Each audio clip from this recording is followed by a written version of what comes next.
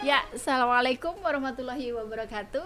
Waalaikumsalam Berjumpa kembali warahmatullahi bersama saya wabarakatuh. Tra dalam Basyiroh. Apa kabar mak-mak pencinta siroh Indonesia?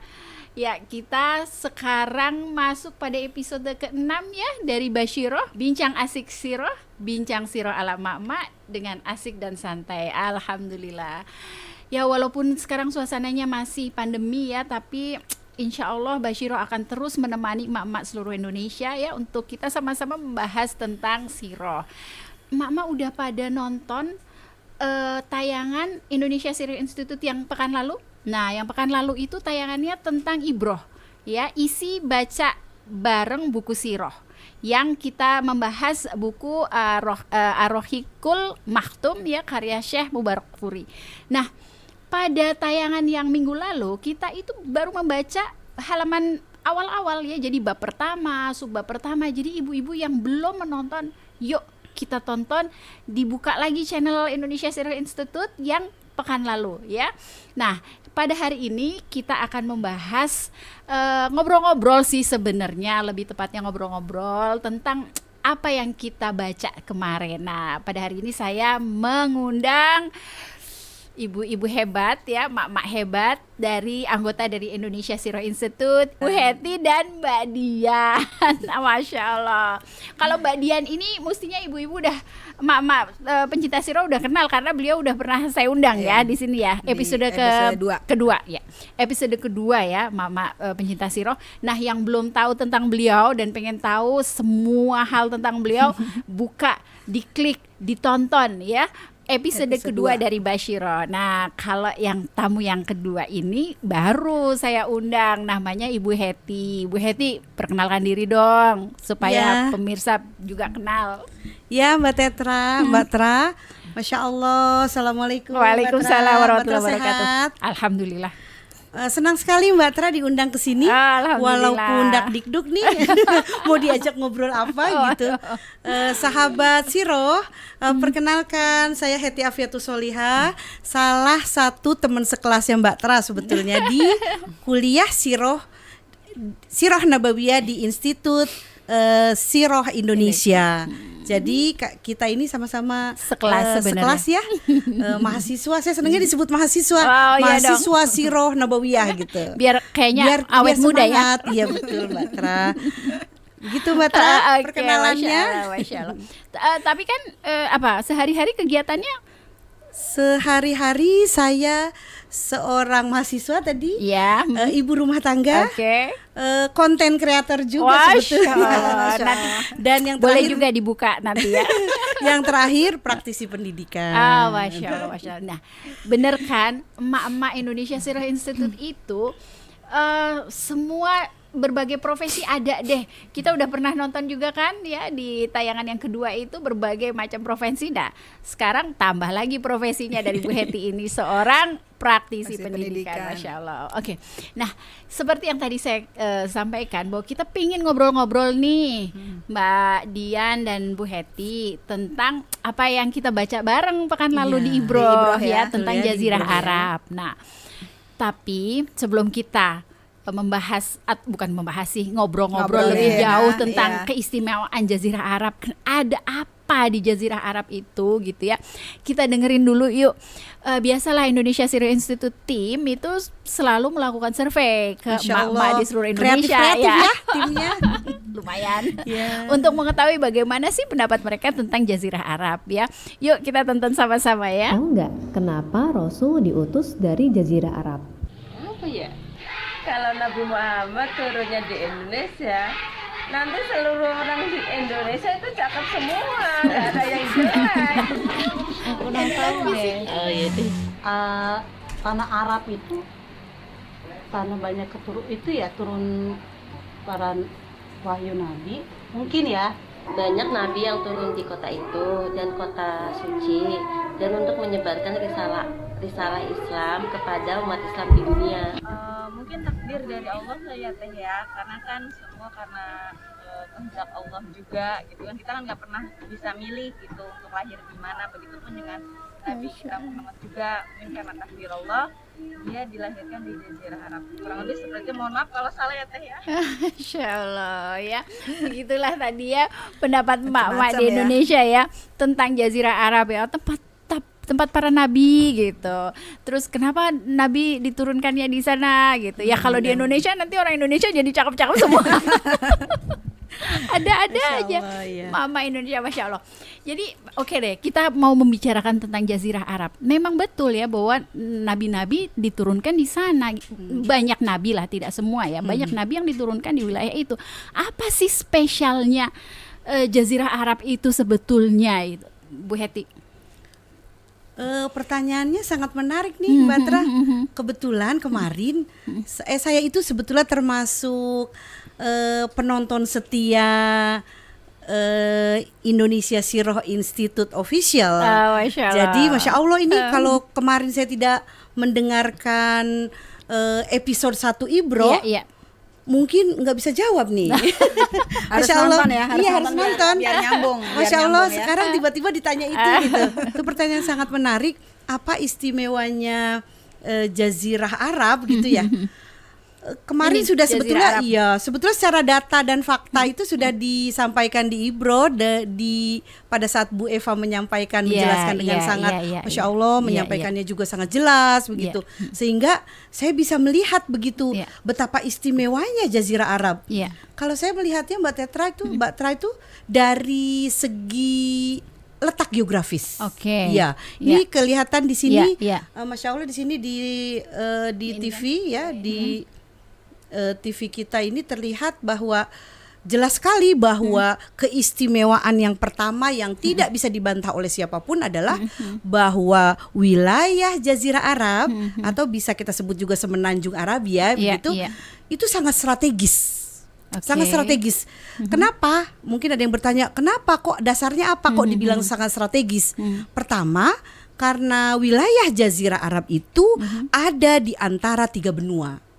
Jadi benua di mana ketika Iya, itu betul. memang hanya 3 Iya, benua betul. kan, Sampai belum sekarang ditemukan Amerika Amerika, belum ada, belum ya, ditemukan belum ada. Australia. belum Oke. ditemukan. Itu jauh Iya, sebelumnya.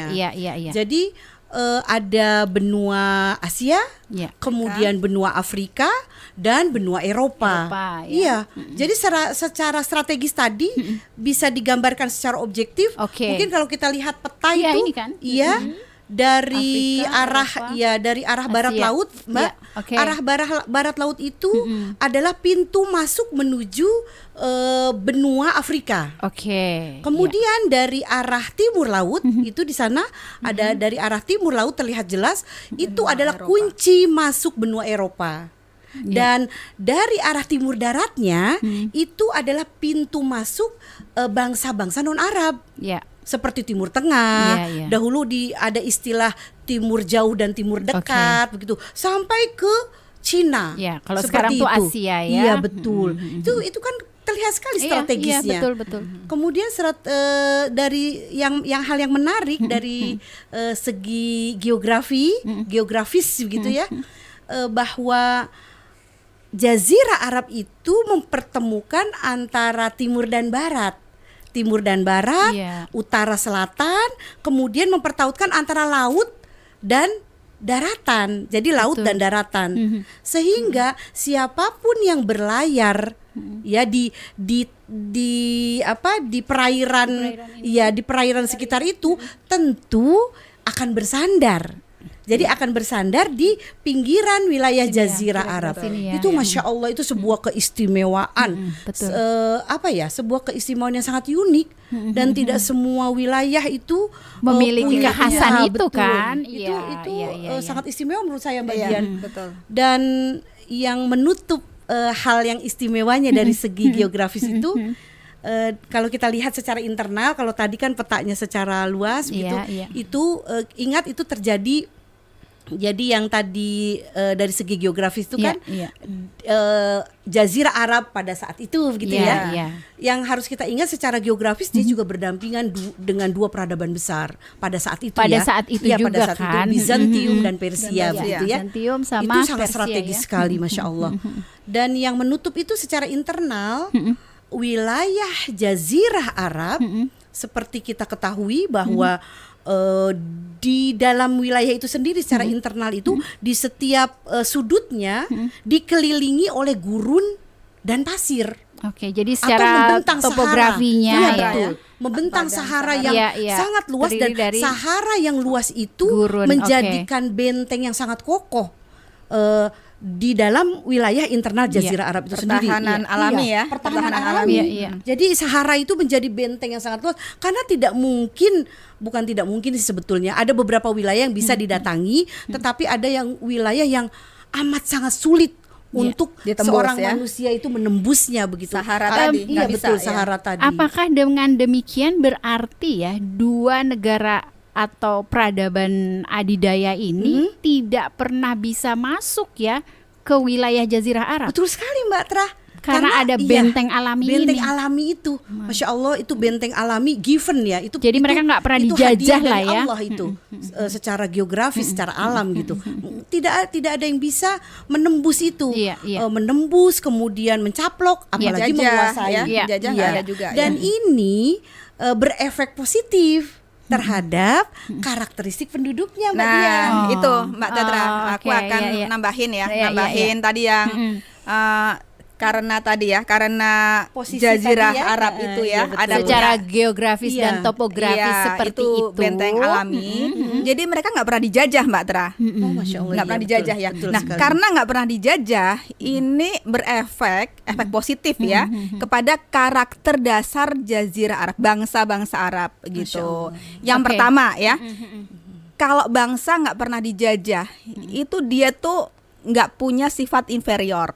Ya artinya Inferior itu kan dia selalu minder. merdeka kan. Iya, minder ya. Itu nggak punya minder, rendah diri ya, Iya. bukan rendah hati, rendah diri, minder gitu. Atau memandang diri rendah, Memandang ya, diri rendah. underestimate gitu ya. Itu nggak punya karena nggak pernah dijajah. Iya, betul. Kemudian karena nggak pernah dijajah, bangsa Arab juga punya sifat dasar berani gitu, Iya. berani dan nggak mau apa namanya di bawah kendali atau kekuasaan dari pengaruh Iya. kekuasaan lain tuh nggak Iya. mau Nggak mau diatur oleh nggak luar mau. lah Iya, ya. jadi merdeka gitu. ya. Dan mereka jadinya punya harga diri yang tinggi. Masya Allah. Iya. Kemudian mereka juga punya sifat dermawan. Nah, dermawan Mbak Tetra. oke, Ya, oke, dermawan itu oke. murah hati ya. Iya, Nah, iya. contohnya gini Mbak Tetra. Mereka tuh kalau ada tamu ya, kalau ada tamu di musim dingin dan tamunya tuh nggak dikenal, ya, itu mereka itu rela untuk menyembelih domba satu-satunya. Cuma satu-satunya yang dimiliki ya. Mereka nggak punya 5 atau Iya, iya, 10 iya. gitu Iya, ya. iya, iya, Nah, iya, itu iya. mereka rela menyembelih Bu Heti, Masya Allah. memasak dan menghidangkan kepada tamu Kepada yang tamu ya. tidak dikenal. Iya. Betapa memuliakan tamu ya. Ini Kalau meng- kita kan dengan ini kemurahan Pak, hati. apa Ini ngasih ngeteh mengingatkan gitu ya. saya nih Mbak, mengingatkan saya salah satu ayat dalam Al-Quran ya yang Iya. menceritakan tentang Nabi Ibrahim. Ketika itu kedatangan tamu di malam hari ya, tidak ada hidangan, hanya punya satu sapi muda kalau nggak salah ya. Kemudian beliau sembelih untuk dihidangkan kepada kedua tamunya ini gitu, yang ya diceritakan bahwa kemudian tidak dimakan ya oleh Ternyata tamunya adalah malaikat. Tapi malaikat, maksudnya ya. dari situ kan karakternya sudah memang dari zaman Nabi Ibrahim iya, itu turun sudah temurun gitu. Iya. Saya Iya. juga ingat itu kisah itu kalau Iya, tidak iya. salah, bukan kalau tidak salah ya, memang di Ada. Quran surat Az-Zariyat ayat 24 surat itu. Az-Zariyat Iya, ayat Mbak Tra. Iya, 24 iya oke. Kemudian masalah dermawan tadi Mbak Tra, contohnya ya, contoh kemuliaan dari bangsa Arab itu karakter dasarnya mereka itu sampai-sampai ketika menang judi itu hasil judinya itu didermakan kepada fakir miskin Masya gitu. Allah. Itu sampai Saking murah gitunya, hatinya ya. saking murah Saking hatinya, dermawannya. saking dermawannya ya. Kemudian karakter dasar yang lain yang dimiliki bangsa Arab yang mulia itu adalah adil. Iya. Adil, kemudian mereka tuh punya harga diri yang tinggi dan tidak terkontaminasi oleh sifat-sifat buruk peradaban di waktu itu. Nah, Di mana ini ketika itu peradaban memang maksudnya negara-negara atau iya, ya peradaban-peradaban lain itu memang tabiatnya atau karakternya buruk, memang tidak bagus ya tidak ketika itu ya. ya. Jadi begini Mbak Tetra ya, Mbak Tetra itu kenapa bangsa Arab ini mempunyai karakter yang mulia, yang Ya. istimewa ya. Oke. Istimewa itu berarti kan khas ya, Ya. nggak dimiliki oleh Orang- bangsa-bangsa ya. lain kan. Ya, ya. Jadi walaupun kondisi sosialnya waktu itu adalah judi ya, kemudian zina, itu yang merajalela ya, Oke, minum khamar di gitu. semua peradaban itu ya, Iya. di semua bangsa Tapi mungkin mereka ya. itu punya karakter yang mulia, karakter dasar ya. Ini karakter itu beda dengan kondisi tadi masalah judi begitu. Ini karakter dasar. Ini nggak dimiliki oleh bangsa-bangsa lain gitu. Oke, oke. Kalau bangsa-bangsa lain, kalau mereka judi, itu kan hasil kemenangannya buat foya-foya, Foya-foya, buat diri mabok-mabokan, iya, buat gitu ya. kesenangan diri sendiri. Mm-mm. Tapi kalau bangsa Arab, mereka judinya ketika menang untuk berderma kepada fakir miskin. Iya, Ini yang nggak dimiliki oleh bangsa lain, Mbak. Masya Allah, Gitu. Masya Allah. Luar biasa ya. Ya, oke, berarti saya udah dapet nih 2 keistimewaan nih Jazirah Arab dari segi geografinya ya, sehingga membuat orang-orang di situ ya memiliki karakter-karakter yang kuat ya. Itu juga kan kemudian menjadi kelebihan ya. Iya, betul. Karakternya bahwa mereka itu adil, dermawan, kemudian percaya diri, tidak takut, tidak mudah untuk dipengaruhi orang lain ya. Iya, betul. Betul-betul berkarakter lah gitu Iya, ya. karakter Masya mulia. Allah. Oke, kedua kelebihan. Ada Tapi kelebihan tadi- lain nggak? Ada keutamaan lain nggak? Atau keistimewaan lain nggak? Tadi nih? ada yang saya lupa, Iya. kemudian ketika saya bicara bahwa secara geografis Jazirah Arab itu sangat strategis, kemudian ada hal lain yang dari konsekuensi dia memiliki wilayah yang sangat strategis itu. Oke. Kan tadi ada pertemuan tuh dari berbagai arah ya.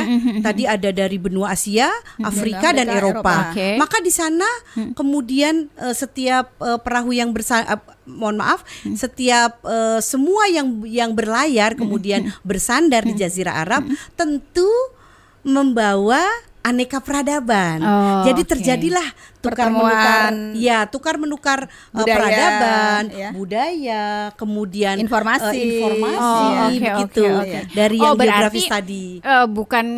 bukan konsekuensi lah, itu Iya, bukan privilege lah ya, betul. kelebihan Lebih- ya, lebih tepatnya privilege, keuntungan gitu ya. keuntungannya, keistimewaan. Keistimewaan ya, itu Betul. kembali ke masalah keistimewaan. Keistimewaan tadi, Ya. betul. Masya Allah. Insya Ya. Allah ya. Aduh, hebat.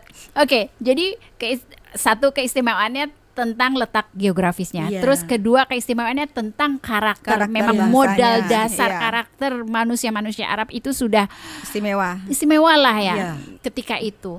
Ada lagi nggak selain itu? Ada Mbak Tra, itu masalah kesucian. Kesucian gimana nih maksudnya? Jadi begini. Jadi di Jazirah Arab itu kan ada terbagi di 5 bagian ya, 5 Oke, bagian. oke. Nah, salah satunya tuh namanya Hijaz. Oh Iya. ya. Nah, di Hijaz itu nanti ada sebuah kota, yaitu kota Mekah nantinya ya. Oke. Nah, tapi sebelum sampai ke kota Mekah, Iya. aku mau cerita dulu. Nggak bisa lepas dari kisah Nabi Ibrahim gitu. Jadi Kedatangan Nabi Ibrahim. Oke. Jadi atas perintah Allah tentunya Nabi Ibrahim itu menempatkan Hajar dan Ismail di sebuah lembah ya, di sebuah lembah yang tidak berpenghuni. Nggak berpenghuni, kemudian nggak ada sumber kehidupan di situ, nggak ada air gitu ya, oase gitu tuh nggak ada ya. Nah, kemudian singkat cerita nih ya, menempatkan Ibunda Hajar dan Ismail di situ karena perbekalannya habis ya. Kemudian kan Ibunda Hajar lari-lari itu mencari air ya, Iya, dari sofa, kemudian turun Ke lagi, Marwah. kemudian ke Marwah gitu kan sampai 7 kali. Iya, Nah, iya. ini peristiwa ini. Nah, ini saya mau cerita bahwa peristiwa lari-larinya Ibunda Hajar dari sofa Marwah 7 kali ini sama Allah diabadikan menjadi syariat haji yang namanya sa'i iya, gitu betul, ya. betul. Ini kan menunjukkan ini sebuah kesakralan gitu. Iya. Ya kan? Iya, iya. Karena sebuah peristiwa dijadikan syariat itu kan Iya, sakral. betul, betul, Iya kan? betul. Sakral. Nah, kemudian ada lagi Mbak Tra. Tadi ya, ketika mencari-cari air itu, nah kemudian di kakinya Ismail itu, ya dihentakkan kaki Ismail itu muncul mata air, Iya. yang nanti namanya Zam-Zam. Iya. Iya, Nah, iya, iya. gitu. Yang tidak pernah habis. Yang Sampai tidak pernah sampai habis sekarang. sampai sekarang. Kita kalau ke Masya Allah, ya kalau iya. ke Mekah kan Betul, minum betul. Zam-Zam itu kan. Masya Nah, itu air suci ya, Iya, betul sekali. kan air suci, air istimewa lah ya, yang nggak dimiliki oleh di tempat lain. Ini kan menunjukkan kesucian juga kan. Nah, Ya, jadi kalau kita mau lebih merenungi ya peristiwa-peristiwa itu, ya kita bisa menyimpulkan memang tanah ini sudah ditakdirkan Allah untuk menjadi tanah yang suci. Iya. Itu kan semua merupakan rencana Allah kan, ketika Allah Grand design ya. grand design. Ketika Allah memerintahkan Nabi Ibrahim untuk membawa keluarganya berjalan ke arah selatan kan, itu berarti kan dari Palestina Dari kan Syam, gitu. iya, dari Kemudian Palestina. sampai Dan menempatkan di situ berhenti ya. di suatu tempat. Iya, Oke, berhenti Masya di Allah. sini gitu kan. Di titik Ingat itu nggak ya, cerita? di titik Ingat nggak itu. cerita ketika Hajar kemudian berlari bertanya gitu. Iya. Apakah ini perintah Allah Iya, gitu? Betul. benar gitu kan. Tadinya bertanya berkali-kali gitu. Nah, apakah engkau akan meninggalkan kami di sini? Kenapa gitu? Tidak dijawab, begitu dijawab. Apakah karena perintah Allah? Kemudian benar. Iya, berarti bukan karena kecemburuan itu ya, kecemburuan Sarah ya. Kayaknya sih kalau dari cerita ini enggak ya, Bukan berarti ya. ya, karena memang merupakan rencana Allah Iya. gitu ya. Walaupun ada pendapat yang Ada memang pendapat yang mengutarakan hal itu demikian. ya. Heeh. Nah, jadi dilihat dari peristiwa itu, begitu ditanya apakah ini perintah Allah, Iya. benar. Itu kan sudah menunjukkan kesucian wilayah itu betul. sendiri. Karena betul. tempat itu tidak Masya sembarang Allah, tempat. betul. Lalu Allah iya, yang betul. menunjukkan untuk berhenti Nabi di Ibrahim situ. alaihissalam pun menempatkan bukan sembarang di tempat yang suka-suka begitu Iya, ya. jadi Karena ada perintah memang Allah. bukan Iya. rekayasa manusia Betul ya. sekali, Iya. Mbak Dian. Jadi Mungkin memang benar-benar sakral. Iya betul. Menyambung nih Mbak Tra dari tadi menarik sekali paparan dari Mbak Dian tadi bahwa tadi kan ada Zam-zam. praktek ya, ada praktek ibadah. Oh, iya, yang lebih-lebih kan praktek menjadi praktek ibadah iya. salah satu rangkaian haji ya, syai itu kan. Perilaku Iya. Bunda Hajar diabadikan menjadi sebuah suatu syariat. ibadah. Dalam konteks kesucian tadi ya. Iya. Ini masih dalam konteks kesucian Oh, iya, nih, iya. Gimana, Mbak Tra. Jadi saya teringat bahwa itu kan baru satu kisah ya. Iya. Ada kisah lain yang kemudian mempertebal keyakinan bahwa itu adalah tempat suci. Tempatnya apa itu? Itu adalah terkait dengan Baitul Haram. Iya, Begitu iya. Mbak Tra. Iya, iya. Jadi Baitul Haram atau Baitullah itu ketika Nabi Ibrahim kemudian datang dengan putranya Ismail dan istrinya Hajar, lalu menempatkan tadi sudah Iya. diceritakan, lalu kemudian episode berikutnya begitu ya, setelah Ismail dewasa, Oke, berarti ya Ismail belasan alaihissalam, atau iya, berapa betul. 20 Ketika tahunan sudah lah menjadi kira-kira. seorang pemuda Iya, begitu, iya, iya. dan Ibrahim juga secara usia kemudian beranjak tua begitu Iya, ya. iya, iya. Kemudian mereka mendapat perintah lagi-lagi dari Allah. Kemudian untuk datang kembali ke tempat itu. Iya. Kan ketika peristiwa Nabi Ibrahim meninggalkan Hajar dan Ismail di situ, Iya. itu kan Nabi Ismail masih bayi, ya. Iya. Kemudian pulanglah Nabi Ibrahim. Iya, betul. Lalu pada di kemudian hari begitu ya, di kemudian hari Nabi Ibrahim datang lagi ke tempat itu, dan pada saat itu sudah didampingi oleh Nabi Ismail alaihissalam yang sudah menikah. Iya. Bukan lagi seorang bayi atau anak kecil, Masya Allah. tetapi Iya, betul. seorang manusia Sudah dewasa dewasa yang lah. sudah menikah dan kemudian mendapat perintah. Jadi Nabi Ismail bahu membahu dengan Nabi Ibrahim ayahnya alaihissalam itu kemudian membangun Ka'bah, dalam Atas artian perintah Allah meninggikan ya. Ka'bah, karena fondasinya itu sudah ada, sudah Masya diletakkan Allah di sana. Masya Allah. Itu luar Oh, biasa jadi sekali. fondasi Mekah itu sudah ada ya? Iya betul, Sudah ya. sudah Ya, ada. jelas sudah. Ini merupakan skenario Allah. Betul sekali. Mbak. Nggak mungkin Bahwa kan? itu tempat yang suci itu. Nggak mungkin tiba-tiba Nabi Ibrahim, udah kita bikin bangunan di sini. Iya, gitu. betul. Kan nggak mungkin. Jadi kesuciannya bukan dari Uang- kita ya, Bukan betul. rekayasa manusia Iya, tadi Iya, ya. betul Mbak. Apa Iya. namanya, foundationnya aja udah ada. Cuma Allah ya. tertutup pasir waktu gundukan pasir Iya, awalnya. iya, iya. Dan Masya Allah, kemudian Masya Allah. setelah setelah membangun, lalu Nabi Ibrahim berdoa kepada Allah gitu. Yang saya ingat begitu dari doanya Nabi Ibrahim, bahwa beliau sampaikan kepada Allah dalam doanya itu, mengembalikan segala amal kepada Allah, karena beliau sudah membangun Ka'bah, sudah meninggikan Ka'bah bersama putranya Nabi Ismail. Lalu beliau berdoa mengembalikan semua amal ibadah kepada Allah. Itu yang pertama. Dan yang kedua, beliau meminta petunjuk kepada Allah untuk diberikan petunjuk tentang tuntunan beribadah. Seperti itu. Kalau yang saya ingat satu, dua, ada lagi Mbak Heti, Mbak Tra.